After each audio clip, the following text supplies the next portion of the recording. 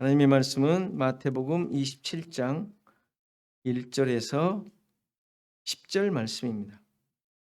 마태복음 27장 1절에서 10절 말씀 제가 봉독해 드리겠습니다.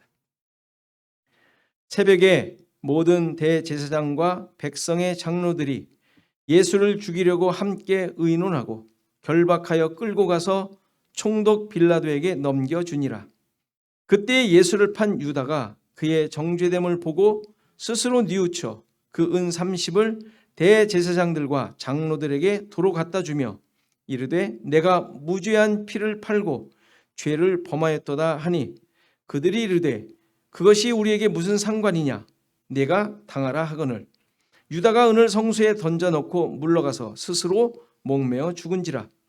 대제사장들이 그 은을 거두며 이르되 이것은 핏값이라 성전고에 넣어둠이 옳지 않다 하고 의논한 후 이것으로 토기장이의 밭을 사서 나그네의 묘지를 삼았으니 그러므로 오늘날까지 그 밭을 피밭이라 일컫느니라.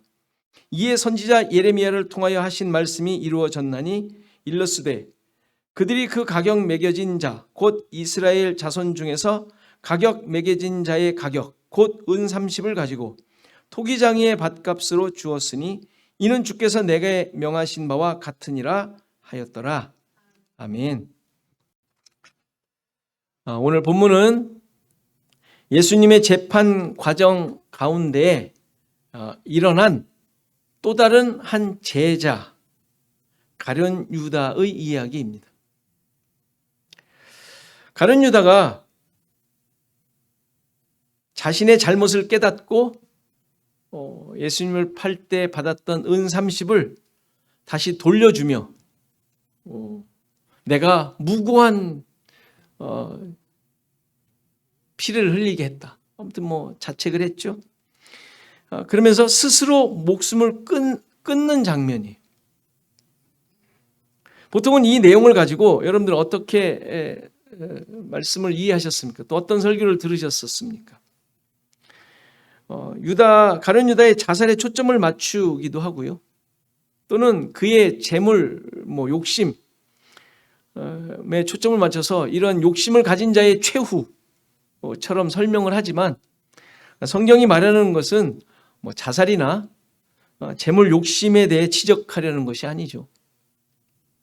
본문에서 확인할 수 있지만 가룟 유다와 종교 지도자들로 인하여 일어난 일들은 성경 말씀의 성취를 잘 보여주고 있어요.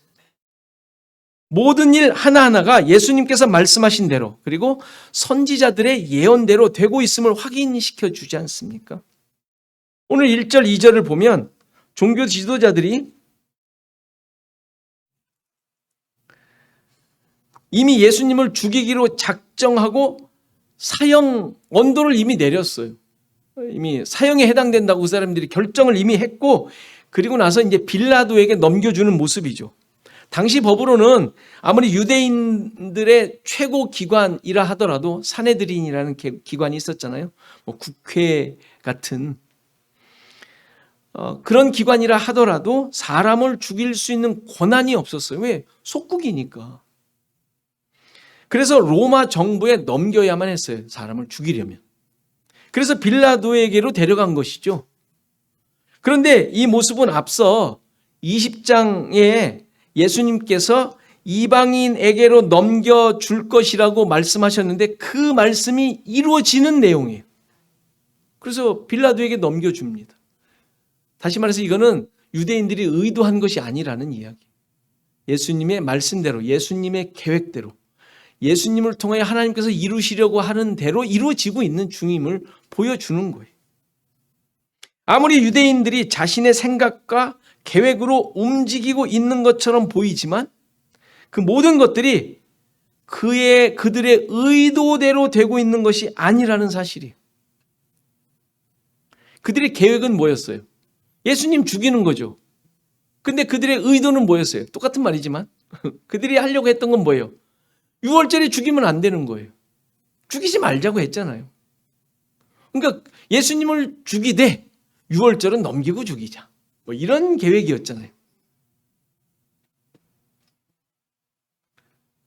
그러니까 그들은 지금 예수님을 잡아서 감옥에 들어가게 하는 것이 최고의 목표예요.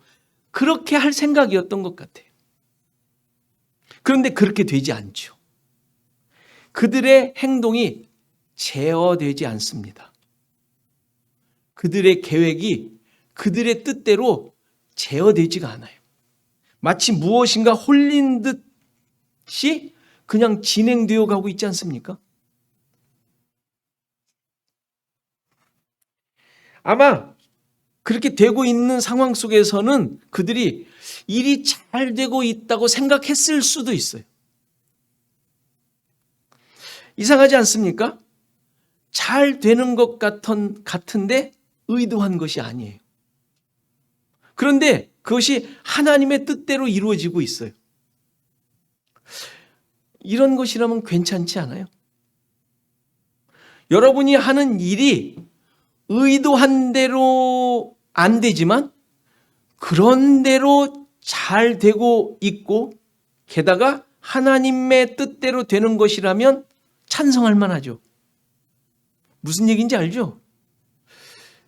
계획한 거 의도한 대로는 안 되는데 뭐 그럭저럭 잘 되는 것 같아요. 근데 그게 하나님의 뜻대로 되는 것이에요. 그럼 잘 되는 거 아니에요? 그렇죠? 그렇게만 된다면 누가 마다하겠어요? 그러나 지금 진행되고 있는 것이 하나님의 뜻대로 되는 것인지 아무도 알 수 없다는 사실이에요. 그렇잖아요. 누가 알죠? 예수님만 아시는 거예요. 그 주변의 상황을 진행하고 있는 사람들, 그것을 보고 있는 사람들 중에 이게 하나님의 뜻대로 되고 있다고 믿고 있는 사람이 누가 있겠어요? 제자들도 아니잖아요. 그럼 종교 지도자들, 그들도 아니잖아요.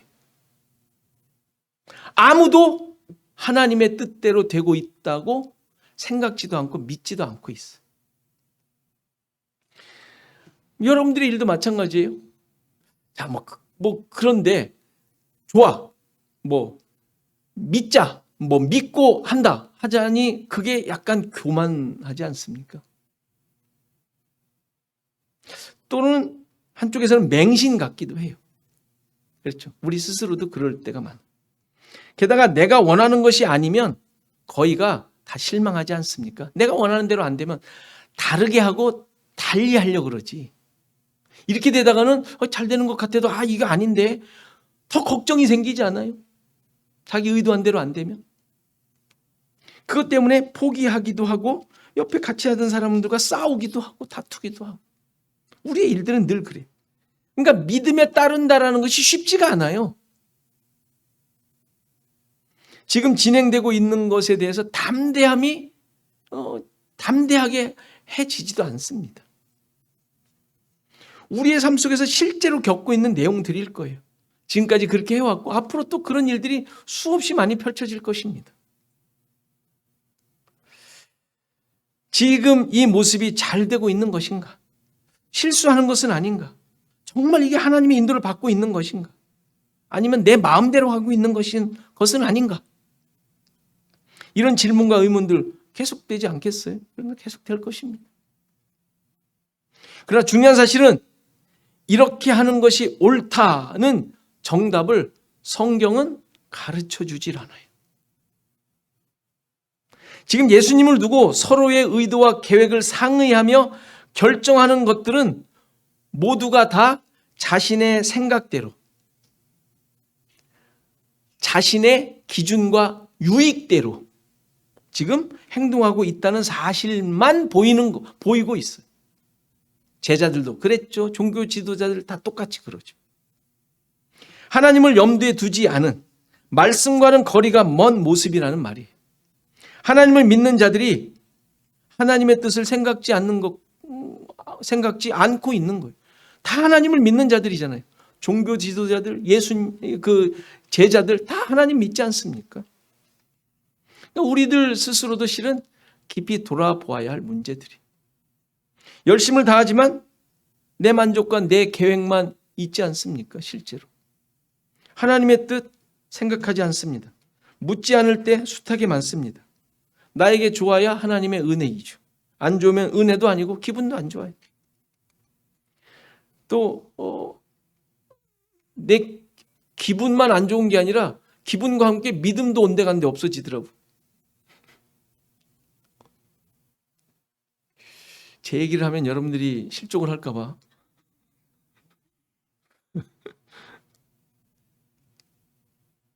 그런 걸 경험했다니까 지금 한 달 반 동안. 야, 이게 정말 내가 하나님을 의지하고 있는가? 내 스스로가 질문을 하는 거예요.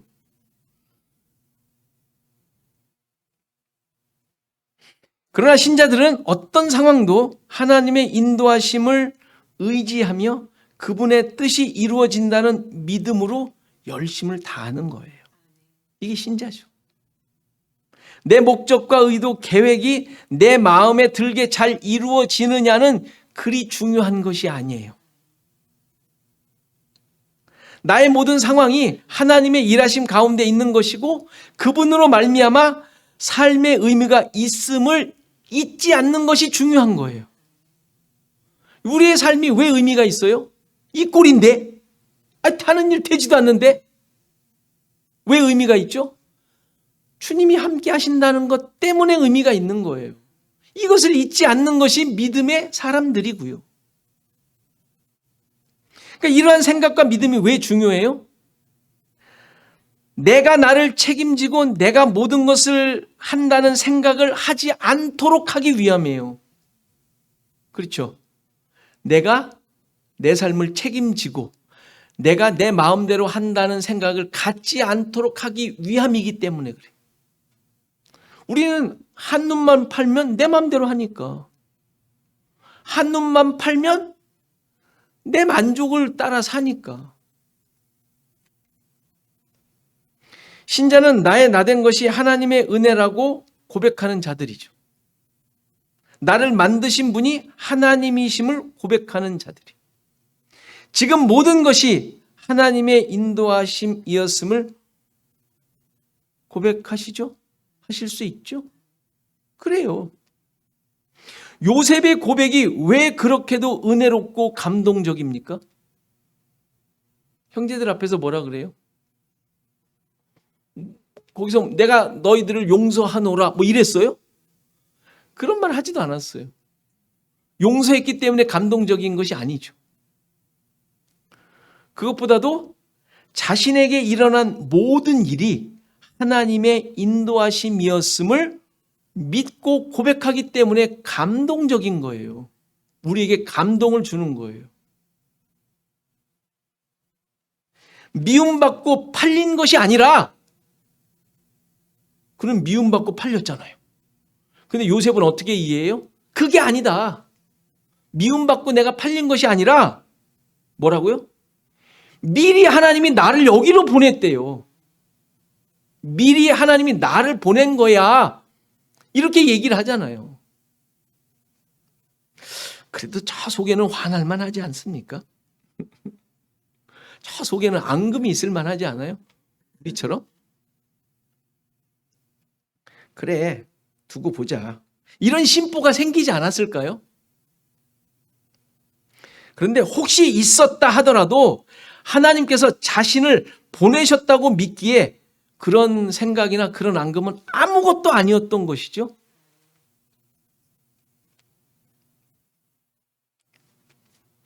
그러니까 이런 마음은 그 스스로 자기의 힘으로 가질 수 있는 게 아니잖아요. 우리가 알잖아요. 우리가 경험하잖아요. 여러분들 갖는다고 가져지든가요? 또 보면 뒤집어지는데? 그게 내가 한다고 내 힘으로 내 능력으로 되는 게 아닌 것을 알잖아요. 우리 스스로가 알잖아요. 내 의지도 안 되고 능력도 아닌 주님의 주님 되심으로 말미암아 될 뿐이에요. 되어지는 거예요.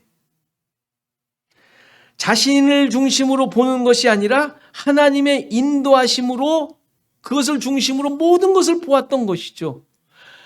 나를 팔리게 한 것도 내가 그 아주 힘들어 죽을 뻔했는데 그것도 하나님이 계속 함께 했던 것을 보게 된 거예요. 자, 그렇다면 어떻게 생각하겠어요? 정말 힘들고 그때 정말 형들 막 욕하고 정말 죽일 듯이 했는데 하나님이 그걸 보내셨네. 자꾸 그 중심으로 자꾸 생각하고 그것을 믿게 되는 거예요. 여러분들 다 모든 걸 그렇게 생각해 보세요. 생각하는 게 아니라 그게 사실 아니에요. 우리가 믿는 믿음의 내용이 나의 나됨이 하나님의 은혜라며요. 지금만 은혜예요? 과정은 아니었고? 아니잖아요. 모든 것이 그래야만 하잖아요. 지금 베드로나 유다 종교 지도자들의 모습을 볼 때 왜 마태가 그 모습을 자세하게 보여주겠어요? 왜 보여주는 이유가 뭐겠어요? 그들이 어떻게 했다고요? 자기 마음대로 자기 목적을 따라 자기 살 길을 스스로 만들어가고 있다는 것을 지금 고발하려고 그러는 거예요. 마태가. 지들 마음대로 자기 스스로 자기 살 길을 만들어가고 있잖아요. 3절 이후에 종교 지도자들과 유다의 대화를 보면 이 모습이 더 드러나고 있는 것을 확인하게 되죠. 유다가 예수님의 정죄됨을 보고 스스로 뉘우쳐 은 30을 대제사장과 장로들에게 도로 갖다 주죠. 그러면서 내가 무죄한 피를 팔고 죄를 범하였다. 그러자 종교 지도자들이 뭐라 그래요? 야, 그것이 우리와 무슨 상관이냐? 네가 당해라. 그렇게 하자 유다가 은을 성소에 던지죠. 그리고 물러가 스스로 목매어 죽습니다. 여러분들은 유다가 잘못을 시인하고 회개했다고 생각하십니까?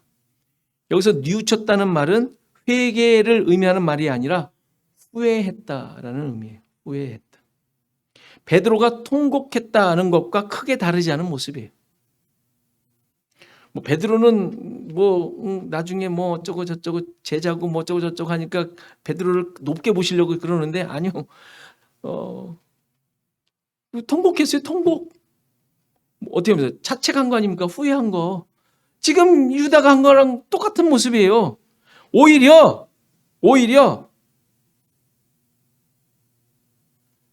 행동을 보면 유다가 좀 더 적극적으로 자신의 잘못을 더 인정하는 것으로 보이지 않습니까? 돈을 돌려주었죠? 마음의 가책을 지울 수 없었는지 스스로 목숨까지 끊어요. 그 정도면 자살을 잘했다는 것이 아니라 베드로보다 100배 낫지 않아요? 안 그래요? 그런데 문제가 뭐예요? 유다의 문제가 뭐예요? 그가 자신의 문제를 스스로 해결하려고 했다는 사실이에요. 인간의 본능이기도 하죠. 스스로 해결하고 싶은 거. 내가 또 이 결자해지라는 말이 있죠. 네가 만들었으니 네가 해결하라. 이런 식이죠. 자신의 문제를 늘 스스로 해결하려고 하죠. 자살이 왜 나쁜가, 왜 죄인가 이 문제를 말하려는 것이 아니에요. 근본적인 문제는 인간이 스스로 자신의 죄를, 잘못을, 문제를 해결하려고 한다는 거예요. 인간이 스스로 해결해낼 수 있는 것이 있다면 예수님이 오실 필요가 없고 성령의 역사는 더더욱 의미가 없죠. 그렇죠? 스스로 해결할 수 있다면. 인간은 스스로 해낼 수 있는 것이 없습니다. 신자들이 스스로 할 수 있는 것이 무엇이죠? 스스로 하나님을 섬길 수 있습니까? 스스로 예배할 수 있습니까? 스스로 봉사할 수 있습니까? 모든 신앙생활이 마찬가지죠. 스스로 할 수 있는 것이 없어요. 스스로 하면 어떻게 돼요? 제가 늘 여러분들에게 강조하는 훈장 되잖아요. 훈장. 스스로 하면 그게 다 훈장이에요. 율법. 그게 전부 스스로 해내는 거예요. 내가 내 힘으로. 베드로가 예수님에 대한 신앙 고백을 했을 때 예수님께서 분명히 말씀해 주셨죠. 이 고백을 할 수 있도록 알게 하신 이는 혈육이 아니라 하늘에 계신 내 아버지시다 라고 말했죠. 혈육이 아니라는 말이 무슨 말이에요? 네 능력이 아니다 이 말이에요. 네 스스로 할 수 있는 것이 아니다 이 말이잖아요. 혈육은. 그렇다면 우리의 모든 삶이 하나님의 인도하심으로 살 수 있는 것은 내가 하는 것이 아닌 거예요. 가인과 아벨의 제사에서 극명하게 드러난 내용이죠. 둘 다 자신이 열심으로 맡은 대로 농사지어 드렸어요. 가인은 땅의 소산을, 땅의 것을 농사했으니까 땅의 것을 드렸고, 아벨은 양치는 자니까 양치기 농사해서 드렸어요. 근데 왜 아벨의 제사만 받으신 것입니까? 히브리서 우리가 살필 때 본 내용이죠. 11장. 아벨의 제사는 은혜를 보여주는 제사였기 때문에 그래요. 은혜를 보여주는 제사. 그가 은혜를 잘 깨달아 드렸다는 말이 아니라 그를 통해서 은혜로운 제사가 무엇인지를 보여주셨다는 말이에요. 그가 은혜를 깨달았는데 그것이 바로 은혜로 말미암은 것. 은혜로 말미암은 것. 그가 은혜를 깨달았어요. 근데 그게 은혜로 말미암은 것이라는 말이에요. 베드로의 고백이 하나님으로부터 주어졌다는 말과 같은 말이에요. 그렇죠? 그가 고백을 했잖아요. 바른 고백했잖아요. 인자에 대하여, 예수 그리스도에 대하여. 근데 그게 어떻게 됐다고요? 내 아버지, 하나님, 하늘에 계신 하나님 아버지께서 알게 해주신 거란 말이에요. 아벨이 은혜를 나타내주는 제사를 드렸어요. 어떻게? 은혜로 알게 돼요. 그 스스로, 자기가 스스로 잘 깨달아, 알아 드린 게 아니라. 반면에 가인의 제사는 자신의 힘과 능력으로 드린 제사였음을 보여주죠. 어디서 할 수 있어요? 제사가 받아들여지지 않자 동생을 죽인 것으로 알 수 있어요. 결과에 대해 스스로 판단하며 해결하려고 한 거예요. 받아들여지지 않은 것에 대해 자기 스스로 해결을 해버려요. 판단을 하고. 자기 마음대로 드린 제사였음을 스스로 증명하잖아요. 더 놀라운 사실은 그에게 사람이 죽이지 않도록 표를 주셨죠. 하나님께서. 그렇죠. 사람이 너를 죽이지 해야지 않도록 표를 주셨다 그랬어요. 그런데도 불구하고 여호와 앞을 떠나 에덴 동쪽에 에녹 성을 쌓고 살아요. 무슨 말이에요? 스스로 자기를 지키며 삶을 개척해 나갔다는 뜻이에요. 하나님의 도우심 없이, 하나님이 주신 은혜 없이 내가 살겠다 이 말이죠. 하나님이 표를 주셨음에도 불구하고. 그러니까 종교 지도자들과 가련 유다의 모습인 거예요. 신자는 하나님의 은혜로 살아가는 자들입니다. 내가 내 힘과 능력으로 살고 있는 것이 아니라 하나님의 인도하심 가운데 살고 있는 거예요. 때문에 무엇을 하든지 나를 통하여 하나님의 인도하심이 드러나고 있음을 잊지 않고 고백하는 삶이어야 해요. 물론 그 가정 가운데 베드로와 같은 모습이 있을 수 있어요. 또는 요셉처럼 감옥으로 팔려갈 수도 있습니다. 아벨처럼 허무한 모습일 수도 있어요. 열심을 다하고 나에게 주어진 상황에 이끌려갈 수도 있어요.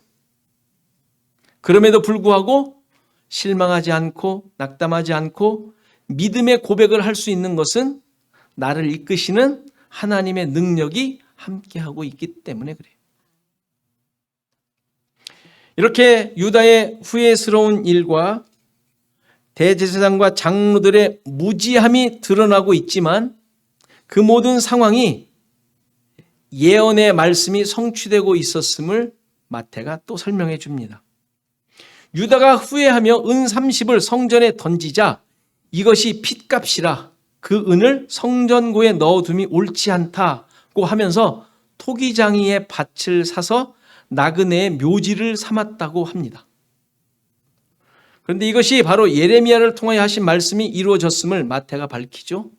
9절을 보면 그들이 그 가격 매겨진 자, 곧 이스라엘 자손 중에서 가격 매긴 자의 가격, 곧 은 30을 가지고 토기장이의 밭값을 주었으니 이는 주께서 내게 명하신 바와 같으니라 고 말씀하셨다고 하죠. 그런데 이 구절은 예레미야와 스가랴에 나오는 말씀을 마태가 함께 조화시킨 내용이에요. 기본적인 의미는 이스라엘이 목자의 삭스로 은 30을 정했는데 이 돈을 토기장이에게 주어 밭을 샀다는 거예요. 그 말은 뭐냐면 목자의 목자의 일값이 아주 하찮게 값에 대하여 하찮게 여겼다라는 것을 말해주는 거예요. 은 30은 노예 한 사람의 값이거든요. 그러니까 그런 취급을 했다라는 말이에요. 당연히 목자이신 예수 그리스도를 예표하고 있는 말씀이에요. 예수님의 몸값, 피값을 유다도 내던지고 제사장들도 그런 것들은 우리도 필요 없다고 나그네의 묘지를 산 거예요. 지금 그것을 예표해주고 말해주고 있는 거예요. 선지서에서 나온 그 말씀을 지금 마태가 지금 이들이 벌어지고 있는 가운데 적용시킨 내용이에요. 그런데 나그네의 묘지를 샀다는 것은 이들이 무슨 자선 사업을 하며 구제하는 선행을 했다라는 의미의 말이 아니라 사람 취급도 하지 않는 이방인들이 묻히는 그 묘지, 묻히도록 밭을 샀다는 얘기예요. 그러니까 이들도 그 값을 아주 하찮게 여긴 거예요. 분명히 그거는 예수님의 피값이죠. 맞죠? 왜? 유다가 팔았으니까. 그건 예수님의 피값이에요. 지금 예수님이 죽으시잖아요. 그러니까 제사장들도 인정하고 있는 거예요. 이거는 피값이라 예수 그리스도의 피값이다. 가룟 유다의 피값이 아니라 예수 그리스도의 피값이다라고 지금 인정했어요. 그런데 그것을 마치 지금 예언서에서 예언한 그대로 이루어지고 있는 것이죠. 그런데 이들이 지금 아무 하찮은 자들, 이방인, 사람 취급도 하지 않잖아요. 원래 그 당시 유대인들의 묘지에 이방인들을 같이 묻지도 않았대요. 왜? 하찮은 자들이니까. 근데 하찮은 자들이 묻히는 묘지를 샀으니 아주 정말 똥값 취급한 거죠. 예수님의 피값을. 아마도 이 산 밭은 예루살렘 남쪽에 있는 흰놈의 골짜기였을 것이라고 학자들이 추정을 해요. 그 막 쓰레기 버리던 막 그냥 뭐 불태우던 곳이거든요. 그러니까 예수님의 생명을 거부하는 모습과 함께 그 은혜까지도 거부하는 지금 모습을 보여주고 있는 거예요. 예수님의 피값? 우린 필요 없다. 유다도 내던졌고 그 성전에 있던 성전을 책임지고 정말 그 피값으로 자기의 사명을 감당해야 하는 제사장들조차도 우리도 필요 없다. 내던져 버린 거예요.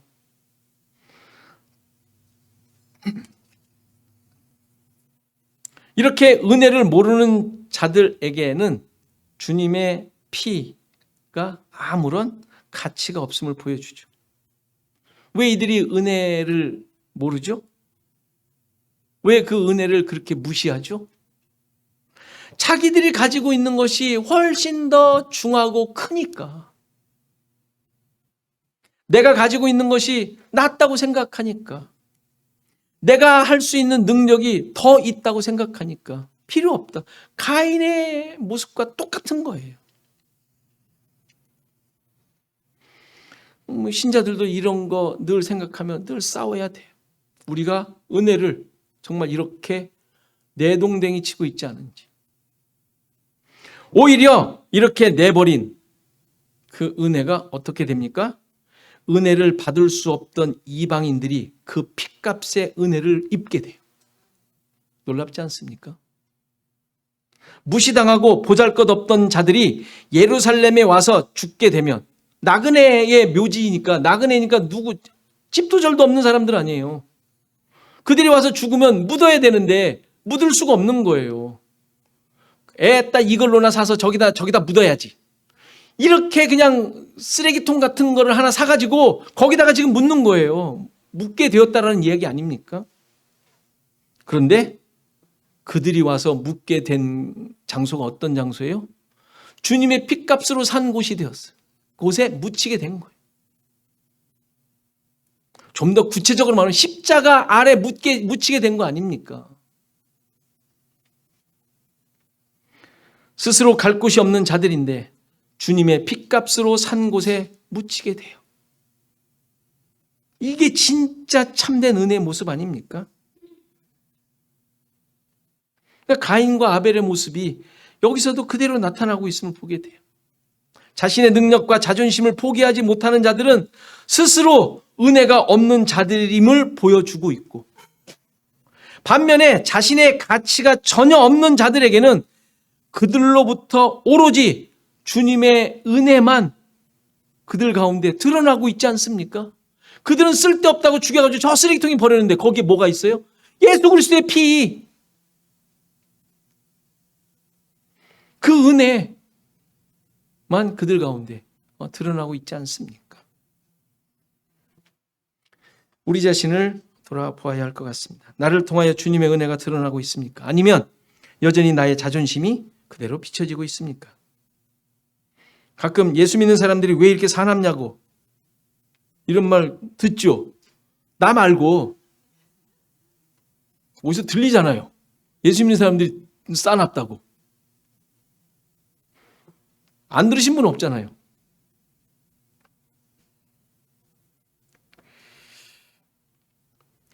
내 자존심을 스스로 세우려고 하기 때문 아니겠어요?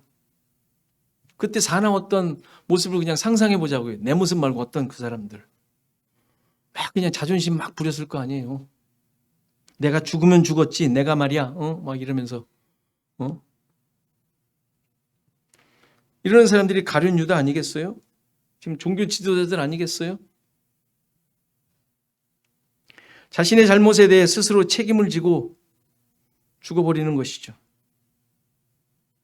그렇죠? 내 자존심 포기 못하는, 자존심 포기할 바엔 내가 죽고 말지.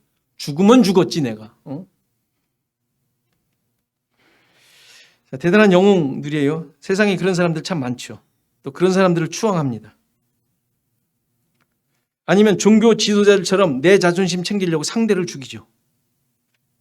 그런 사람들이 또 출세를 해요. 뭐 정치를 보면 우리가 다 알 수 있잖아요. 내가 살기 위해서 다 죽여야 돼. 없애버려야 돼. 반복돼요. 뭐 어디나 다 똑같아. 신자들을 통해서는 오직 주님의 핏값만 드러나야 돼. 핏값은 내가 드러내는 것이 아니죠. 주님께서 드러내시죠. 주님께서 베드로를 회복시키신 것처럼 이때 베드로의 마음은 아마도 부인할 때보다 더 처절해 있었을 거예요. 물어보시지나 말지. 창피해 죽겠는데. 아주 쥐구멍이라도 들어가고 싶었지 않겠어요? 그 마음의 부담이 얼마나 컸겠어요. 저지른 일이 있어서 그냥 나는 다 포기하고 그냥 옛날 고기 잡는 대로 그냥 고기 잡으러 간 거 아닙니까? 주님을 부인한 결과죠. 모습이죠. 그런데 이제 그가 붙잡아야 할 것은 그가 부인했던 주님이었던 거예요. 유다도 종교 지도자들도 버린 그 핏값, 생명, 은삼십냥. 그 은혜죠, 은혜. 베드로는 그게 필요했던 거예요. 신자들 모두가 마찬가지죠. 우리 모두도 마찬가지죠. 처참함을 한번 경험을 해야 돼. 죽으면 죽였지가 아니라 죽으면 죽으리라. 무슨 뭐 사생결단하는 그 죽으리라가 아니라 나는 아무것도 아니다. 그래야 버려진 핏값이 나에게 오지 않겠어요? 그 핏값이 나로부터 드러나지 않겠어요? 그냥 나그네의 묘지가 되어야 되지 않겠어요? 쓸데없는 사람이 되어야 되지 않겠어요? 그래야 그 가운데 있는 핏값의 은혜가 드러날 수밖에 없어. 내가 드러내려고 내가 예수 믿는 사람이야. 너 안 믿었으면 너 죽었어. 이런 소리 하지 마시고